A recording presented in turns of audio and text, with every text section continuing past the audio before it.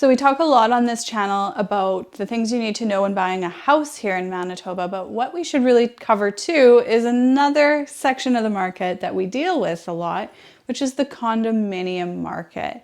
So we sell a lot of homes here in Winnipeg, Manitoba, but we also sell a lot of condos too. So we don't want to neglect that market. So stay tuned for some things you need to know when you're buying a condominium here in Winnipeg, Manitoba.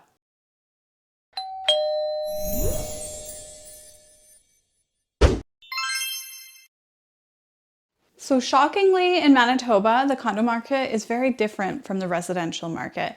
Right now, we're seeing a really strong seller's market, which means houses aren't sitting for very long. They're selling in bidding wars, usually in under a week. And the only reason they're not selling on the first day of showings is because those sellers have offer dates. And so you have to wait until a certain date to present an offer. We're not allowed preemptive or bully offers here. Condos, different. I would say for many years now, it's been more of a buyer's market. However, with this crazy seller's market we're seeing on the residential side, we are seeing an increase in the condo market activity, but at best, you might call it a balanced market. So there are a few things that have caused the condominium market here in Winnipeg, Manitoba to be slower than that of the residential side. And I believe a huge proponent of that is new Condo Act legislation that came into place February 1st, 2015. Now, this legislation for Manitobans introduced a whole new set of rules and documents that was required for the sale of condominiums here. So the first key change that we saw that hadn't existed prior was an increase in the amount of days for the cooling off period. So when you're purchasing a condominium here in Winnipeg, Manitoba, what you're going to find is you are given a set of condominium documents, and you'll be given a table of contents to show all the documents that should be there. And if any are missing, there should be an explanation as to why. But from the day you are given those documents, you then have 7 days to read through them and change your mind really for any reason. So perhaps even another condo came up on the market. That's really not the intention of this cooling off period, but you have really any reason to get out of that contract if you want in that 7-day cooling off period. And all you have to do is send notice in writing that you intend to back out of the deal and you are refunded your deposit in full. So that additional 7 days is a lot of time for a buyer to have second thoughts, perhaps back out of the deal, or another listing to come up that they like more. And then there's really nothing holding them to this deal. So until you get over that 7-day hurdle, it's very loosely sold, I would say. Another issue is that from the time you accept an offer and the people are given the condominium documents and their 7-day cooling off period has begun, what you're also going to find is that if anything significantly changes with the condo management, what we call a material change. So say you're given a new special assessment on the complex of $3,000, which means each unit owner is going to have to come up with $3,000 out of pocket during the course of the next fiscal year. This is something you would need to notify your new buyer. You have to notify them of any material changes between when they've signed off on their, or I guess not signed off. You don't have to sign off on a cooling off. You just let the time pass. But say their cooling off period has already passed and now this new material change has come into effect. That 7 days is reopened all over again. So that buyer can change their mind in this next 7-day period too, if they so choose. So depending on where your sale occurs and possession, if it's a long time, it gets riskier and riskier because they have more opportunity for things to change and to give an additional 7 days of getting out of the deal with no penalty. Now, keep in mind that a material change is something fairly significant. So if your condo fees were to go up a regular amount January 1st, that's not really a material change. It's something that would be expected already from buyers, but of course you can mitigate that risk by having the upcoming year's budget prepared and presented to them so that there's no argument there. This would be a material change is something that would typically change a typical buyer's mind about purchasing the complex. And obviously there is a fair bit of subjectivity there, like what would a typical buyer consider a material change. So there's definitely a lot of gray area with this legislation too, but the general rule or consensus seems to be that a material change is whatever would change a typical buyer's mind about purchasing the property. So the second thing that started as a result of this new legislation that came into effect February 1st, 2015, was the addition of reserve fund studies now being required for the condo complexes within Winnipeg. And what those studies started turning up was that the majority of the complexes, actually all that I have seen thus far, were underfunded in their reserve fund balance. So when you are moving into a condo, you have monthly fees. A portion of that fee goes towards your reserve fund, which is what I'm talking about today. The other portion goes towards your the ongoing expenses of the complex. But what we're talking about is this balance that's building monthly as all the unit owners contribute to the reserve fund. That reserve fund is used for major capital expenditures for the complex. So say the complex thinks they're going to need a new roof in 5 years, that money is often allocated for that. What ended up being the case, though, once these reserve fund studies started being done, is the specialist would come in, walk the whole property, look at the age of the components, look at the age of the building, and kind of upcoming expenditures, and they would kind of forwardly project just the amount of money that should be in the reserve fund over the next few years. And what turned out to be the case was that all complexes, at least the ones I've seen so far, did not have a sufficient reserve fund balance. So yes, now you've got condo complexes that are underfunded. And what does that mean? Well, where does that money come from? Those monthly fees.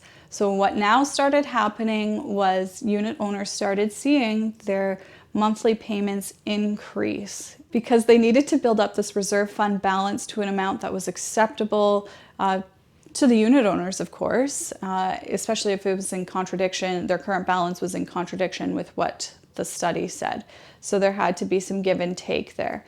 But of course, once you start seeing monthly condo fees increase, what you're going to see is the price that buyers are willing to pay decreases. There's got to be some balance. People look at things from a monthly payment perspective oftentimes, and if your condo fees are slowly increasing, the affordability on a mortgage payment also comes down. So there's got to be some give and take there. But yeah, as those condo fees started to increase, the price that people were willing to pay definitely decreased. Also, in some complexes, if it turned out that these reserve funds were way out of line, what we would see is a call for or a special assessment.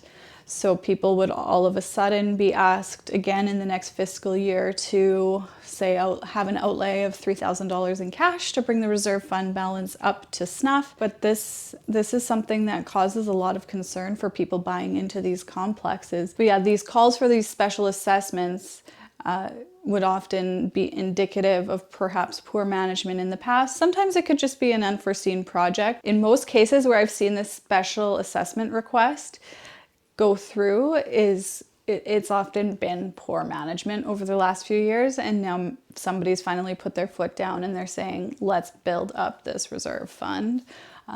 Or sometimes it's that not enough money had previously been set aside and it's become apparent that, say, all the windows now need to be replaced, and they just put that special assessment. But it's often an indication of poor management at some point in the past. And poor management at some point in the past can be something that complexes overcome. But it obviously has an associated fear that goes with it for buyers because there's a lot of uncertainty buying into those complexes.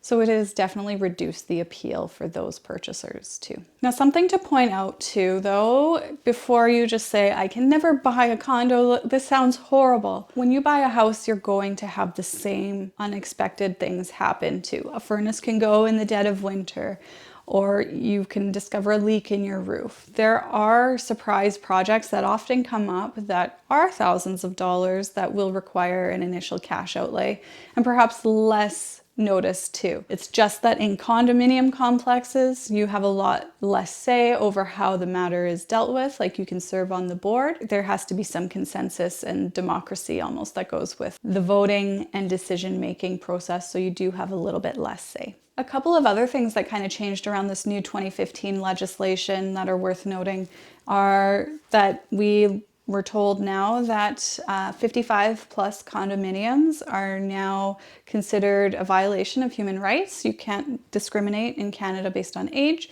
So we are now no longer allowed to advertise condominium complexes as 55 plus. There are some exceptions. The Canoe Club is one, but that is because there's a large shareholder interest in the majority of units there. So there's a good proportion that are actually rented and a smaller proportion that are condominium or ownership. But because there's a large portion owned by the Canoe Club, they're able to make those rules about age. But in any other complex, you cannot discriminate based on age. So 55 plus, it can be a goal to try and attract and market to a more mature audience, but you can't specifically say that 55 plus only. And throughout this time, we've seen a number of new construction options going up in Winnipeg. So these new construction options seem to be drawing a lot of the people interested in moving into condominiums. And I can understand why. These new complexes have very low fees. A lot of the time when it's still in the builder's name and they're selling it, they intentionally set the monthly condo fee very low because it makes it more attractive for sale. But once the units do sell out and residents start to move in and management gets involved, what you're going to see is those condo fees do start increasing, but still not necessarily as substantially as an older building that hasn't been as well maintained. New construction tends to not need any major capital expenditure within the first several years. So I can understand why these new construction options are more attractive. And I will say that what we see is a general migration towards those ones, whereas perhaps buildings built in the 80s, 70s, oftentimes can be a little bit more tricky of a sale, especially if they have those high condo fees. Another factor that I've actually seen in Winnipeg that I thought was really cool is that the baby boomer population is actually choosing oftentimes to live in their current home for much longer than a lot of the people building these condominium complexes had anticipated. The idea behind a lot of these new construction condos, or formerly 55 plus condos, was that the baby boomer generation was going to want to move out of their home, have less maintenance, move into these condo complexes. But if you're going just by the numbers alone, that section of the population has actually been more reluctant than anticipated to move into these condominiums. We're finding more and more people are keeping perhaps their 1,000 square foot bungalows because they're easy to maintain for a lot longer than anticipated. So there wasn't this mass exodus that a lot of these developers had anticipated. And oftentimes what we are seeing when there is that downsizing from their home is they're not necessarily moving to a condominium anyways. They end up moving into an apartment because the option of having that chunk of cash from the sale of their home is much more appealing to them. So and especially in Winnipeg, where condominiums have not perhaps been the best investment over the last few years, it makes sense that money might be better invested elsewhere. So where do you start if you have a condominium to sell? Well, the first step is call your realtor. Get them to come in and do an assessment of your unit. In that assessment, what you're going to go through are the comparables that have sold within your complex. Usually I give the most weight to those comparables because those are the ones that buyers will give the most weight to as well, because it's same management, similar condo fees, similar amenities. Oftentimes, that might not be an option within your own complex. It depends on how many sales and how large the complex is. And we have to look outwards at other complexes. But your realtor should be able to come in and give you an idea on value. If you've bought a new construction condo in the last couple of years, don't be surprised if the valuation given is actually lower than what you paid. It's just it's an unfortunate part of our market. So once you've arrived at this pricing opinion, the next most important part to do, in my opinion, is to prepare your unit properly for pictures. The idea is to create as neutral of a canvas as you can so that buyers coming in can envision themselves within the space. Sometimes that means painting, sometimes that means minor staging, but there are easy little tasks that any owner of a condominium can do that really increase your desirability. For us personally on our team, what we do at this point is we send through our stager, and she goes room by room and helps you, as she says, edit pieces. I've also heard another clever term of pre-pack, but essentially what we're saying is declutter oftentimes. She will go room by room with you, make a list, say these pieces should stay, these pieces should go, the pieces that are staying should be arranged as so.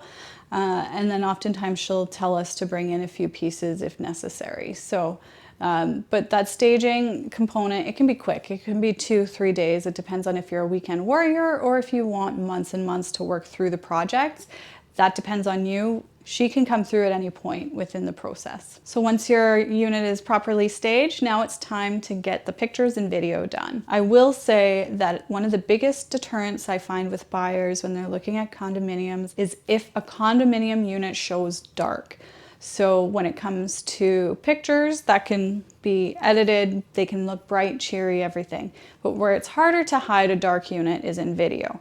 So a lot of the staging we do earlier has some focus on increasing the light within the unit, whether it just be addressing light fixtures or adding mirrors that reflect the natural light coming in too is another solution we've come up with before. There's a variety of solutions there that we can use, but just something to keep in mind is you want to make sure that condo shows nice and light. Around this same time, you're going to want to start assembling all those condominium documents, and there's a number of them. I could rattle them off from memory, but when you're new to this, it's a substantial list of documents. So during this part of the process, you are also going to want to make sure you assemble all of your condominium documents. Now, keep in mind the list is extensive, close to 19 items, I believe maybe 18. And if you are missing even one of those, you're going to find that the 7-day cooling off period can't even begin. And of course, the condominium that doesn't have those documents ready is the one that gets an offer on day one. So just make sure you have your documents ready to go at the drop of a hat. And your realtor can help you with this, obviously. We know the list of condominium documents off by heart. I could spout through them all without even seeing the list. But when you're not selling a condominium every day, it definitely seems like a hard and arduous task. So get help from your realtor in completing these documents. And just a reminder for potential condo sellers who might not be ready to sell yet, you should be keeping everything. So there's little budget letters that go out every year. A lot of people just chuck those. We actually need the information from those oftentimes in completing those condominium documents. So just keep everything the complex sends to you.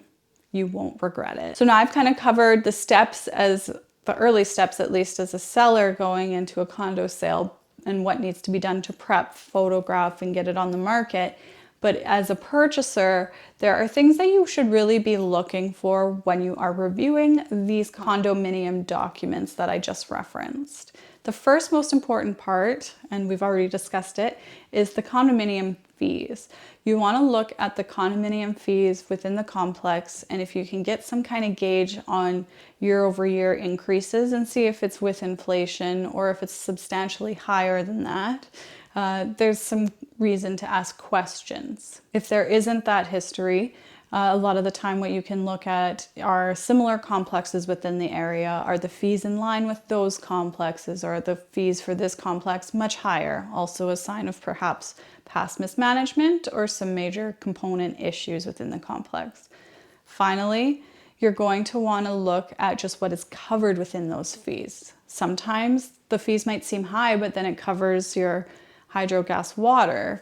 So there's kind of some cost benefit analysis to do there. Another thing you're going to want to look out for are special assessments.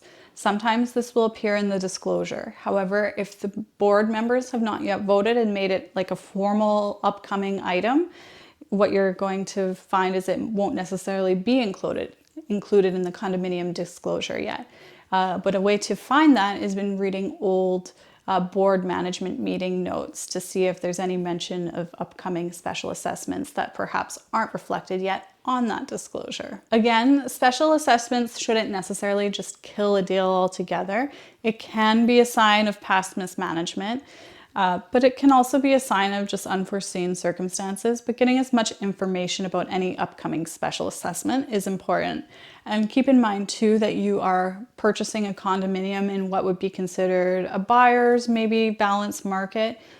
So what that means is that oftentimes there's a little more negotiating power on your side. Oftentimes the sellers might be willing to pay a portion of the special assessment, and it's something you just want to flesh out and negotiate in your contract. Another thing you're going to want to look at is that reserve fund balance. So you will be given a reserve fund balance within 90 days of when you've requested these documents. It has to be within the last 90 days from when those documents are handed over to you for it to be accepted. And then just review the reserve fund study.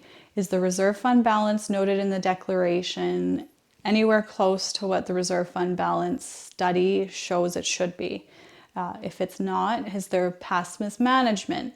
Look at the list of upcoming capital expenditures that have been given in the reserve fund study. Keep in mind that the rules were that all complexes had to get a reserve fund study done within 3 years from that legislation, so by February 1st, 2018, and that all condominium complexes are required to get reserve fund studies done every 5 years from their last one in an ongoing fashion. And just look at the plans in the budget. Is the amount of money the complex is putting aside an adequate amount to meet the reserve fund study recommendation?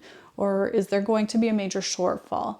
These are questions you can see by kind of reading between the lines within the documents provided to you. Another thing to really look for in your condominium documents is your percentage of voting rights as well as ownership interest. The reason I say to keep an eye on this is because it can change. So say there are 100 units within a complex, all averaging 1,000 square feet, but you're buying a 1,200 square foot unit.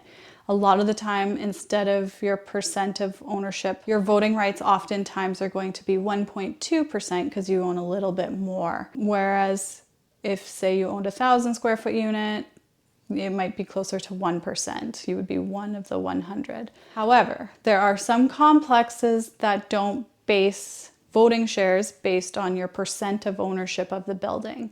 There are some that each unit gets one vote. So if there's 100 units, even if you owned a 1,500 square foot unit, your voting rights are still only equal to 1%. So just something to keep in mind. I would say in a large complex like the example given, it's not a substantial change, but if you're moving into perhaps a smaller complex, the weight of your vote might become more important. And keep in mind too that usually, but not always, your percentage of the condo fees are tied to your percentage ownership within the complex. So if there is an item that needs to be expensed to everybody, if you're in that 1,200 unit example, you're going to pay 1.2% of that total bill. Whereas if you were in the 1,000 square foot unit, you might pay 1%. But just read those documents to see how the funds are going to be, or how those requests are going to be assessed against you. So you know what, I'm gonna stop here because I feel like this video is incredibly long-winded and not really on any specific topic except for condos in broad general sense. But if you are interested in buying or selling your condominium here in Winnipeg, please be sure to reach out to us. This is something we specialize in, although I definitely haven't talked about it enough on our channel, but we are very comfortable and well-versed in both assembling these documents, reading these documents, and of course the marketing aspect too. I'm Jennifer Queen with the Jennifer Queen team here in Winnipeg, Manitoba, and be sure to hit me up. I have included my contact information below, but if you ever want to call, text me directly, 204-797-7945. And if you enjoyed this content, please be sure to hit that like button. It really does help me in determining what content to produce next time.